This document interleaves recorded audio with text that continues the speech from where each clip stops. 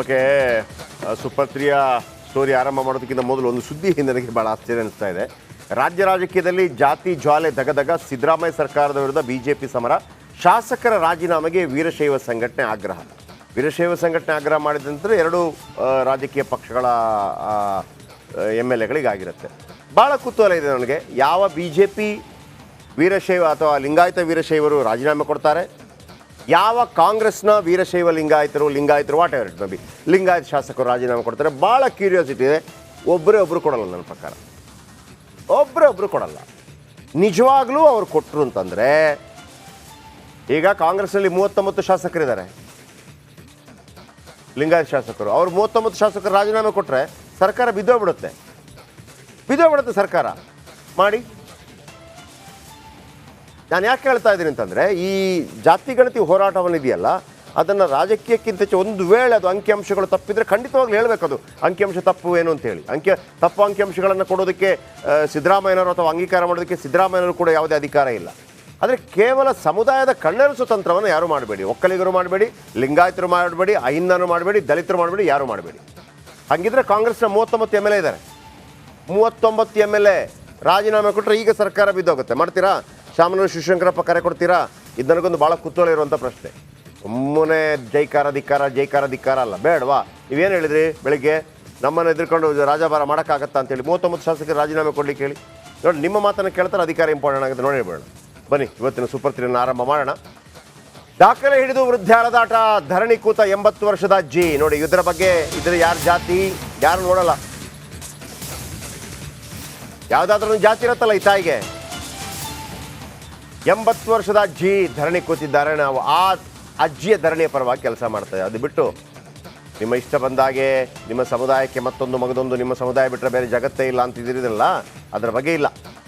ದಾಖಲೆ ಹಿಡಿದು ವೃದ್ಧಾಳದಾಟ, ಧರಣಿ ಕೂತ 80 ವರ್ಷದ ಅಜ್ಜಿ. ಇವರಿಗೆ ಮಾತ್ರ ಆ ದಾಖಲೆ ಸಿಗ್ತಾ ಇಲ್ಲ. ಯಾಕೆ ಸಿಗ್ತಾ ಇಲ್ಲ? ಬನ್ನಿ, ಆ ತಾಯಿ ಏನು 80 ವರ್ಷ ಆಯಿತು ಸರ್. ಎಷ್ಟು ವರ್ಷ ಬದುಕಬಹುದು ಇನ್ನು? 10 ವರ್ಷನಾ? 15 ವರ್ಷನಾ? 20 ವರ್ಷನಾ? 100 ವರ್ಷನೇ ಬದುಕಲಿ ತಾಯಿ, ಯಾರು ಬೇಡ ಅಂತಂದರು.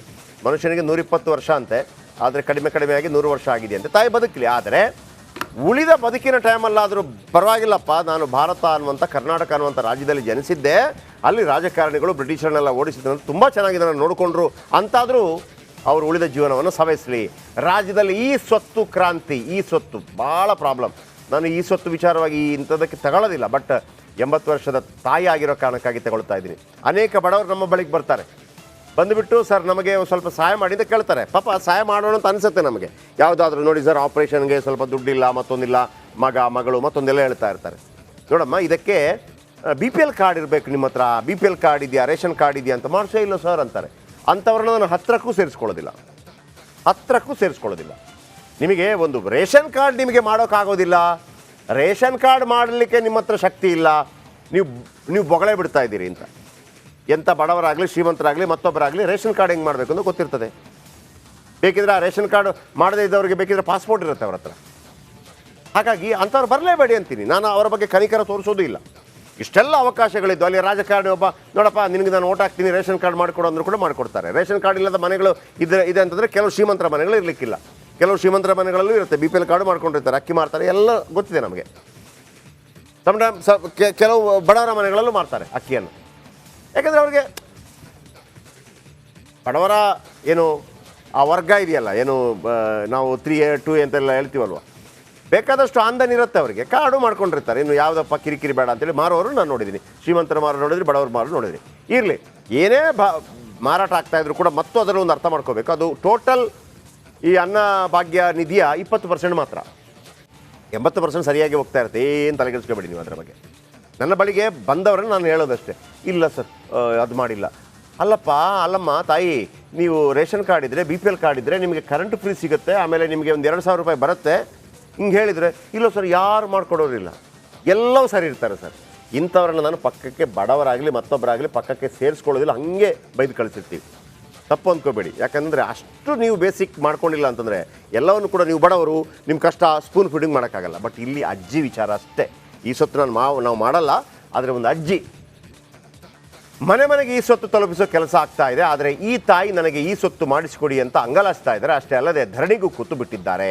ಈ ತಾಯಿಯ ಪರವಾಗಿ ಇವತ್ತು ಸೂಪರ್ 3 ಧ್ವನಿ ಎತ್ತುತ್ತಾ ಇದೆ. ಬನ್ನಿ ನೋಡೋಣ. ಈ ಸ್ವತ್ತಿಗಾಗಿ ವೃದ್ಧೆ ಪರದಾಟ. ಗ್ರಾಮ ಪಂಚಾಯಿತಿ ಮುಂದೆ ಅಜ್ಜಿ ಪ್ರೊಟೆಸ್ಟ್. ಅಂಬೇಡ್ಕರ್ ಫೋಟೋ ಮುಂದೆ ದಾಖಲೆ ತೋರಿಸುತ್ತಿರುವ ಅಜ್ಜಿ. ಹೀಗೆ ಗ್ರಾಮ ಪಂಚಾಯಿತಿ ಆಡಳಿತ ಕಚೇರಿ ಎದುರು ಧರಣಿ ಕುಳಿತಿರೋ 80 ವರ್ಷದ ವೃದ್ಧೆಯ ಹೆಸರು ಪಾರ್ವತಮ್ಮ ಅಂತ. ನನ್ನ ಮನೆ ಮತ್ತು ಜಾಗಕ್ಕೆ ಈ ಸ್ವತ್ತು ನೀಡ್ತಿಲ್ಲ. ನನ್ನ ಬಳಿ ತಲತಲಾಂತರದಿಂದ ದಾಖಲಾತಿಗಳಿವೆ. ನಮಗೆ ಈ ಸ್ವತ್ತು ಕೊಡಲು ವಿನಾಕಾರಣ ಸಬೂಬು ಹೇಳ್ತಿದ್ದಾರೆ ಅಂತ ಅಳಲು ತೋಡ್ಕೊಳ್ತಿದ್ದಾರೆ ಈ ತಾಯಿ. ನನ್ನ ಜಾಗ ನನ್ನ ಹೆಸರು ಮಾಡಿಬಿಡ್ರಿ. ಏನಂತಾರ ಪುರಾಣದಕ್ಕೆ ಮಾಡ್ತಾರ ಪರಚಮ್ಗ ನನ್ನ ಹೆಸರು ಬರೆದು ಬಿಡ್ರಿ. ಓಟು ಕುರುಬರ್ಗಡ್ ನಮ್ಮ ಹಂದ್ರದಾಗ ಮಾಡ್ತಂದ.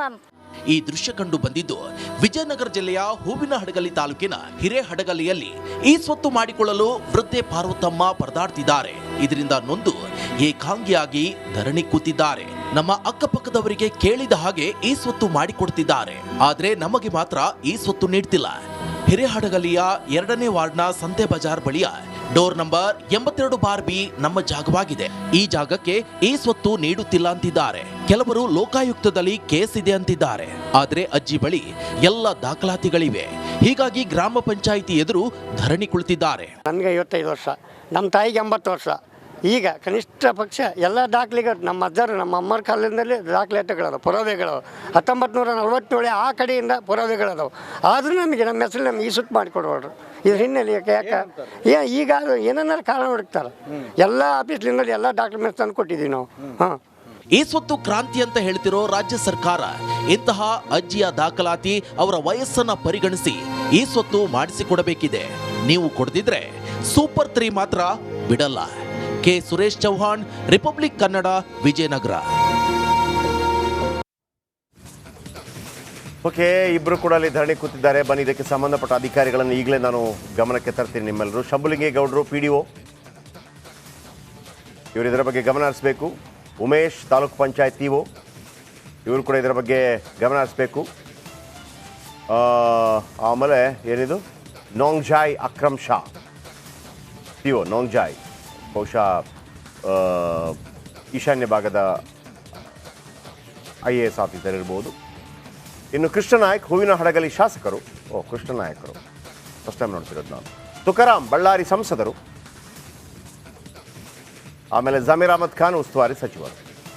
ಮೊನ್ನೆ ಅಷ್ಟೇ ಏಪ್ರಿಲ್ 14ನೇ ತಾರೀಕು ಬಾಬಾ ಸಾಹೇಬ್ ಅವರ ಜನ್ಮದಿನ. ಎಲ್ಲ ರಾಜಕಾರಣಿಗಳು ಬಾಬಾ ಸಾಹೇಬ್ ಅವರ ಬಗ್ಗೆ ಬೇಕಾದಷ್ಟು ಮಾತಾಡಿ ಆಯಿತು. ಎಲ್ಲರೂ ಓಟ್ಗಾಗಿ ಆಯಿತಾ, ಎಲ್ಲರೂ ಓಟ್ಗಾಗಿ. ನಿಜವಾಗಿ ಹೇಳಬೇಕು ಅಂತಂದರೆ ಕೇವಲ ತತ್ವಾದರ್ಶಗಳನ್ನು ಪಾಲಿಸಿದರೆ ಸಾಕು. ನಮ್ಮ ಉಪೇಂದ್ರ ಒಂದು ಮಾತನ್ನು ಹೇಳ್ತಾರೆ, ನೀವು ಕೃಷ್ಣನ ಫೋಟೋನ ಇಡಬೇಕಾಗಿಲ್ಲ, ಕೃಷ್ಣ ಏನು ಹೇಳ್ದ ಅದನ್ನು ಪಾಲಿಸಿ ಸಾಕು ಅಂತ.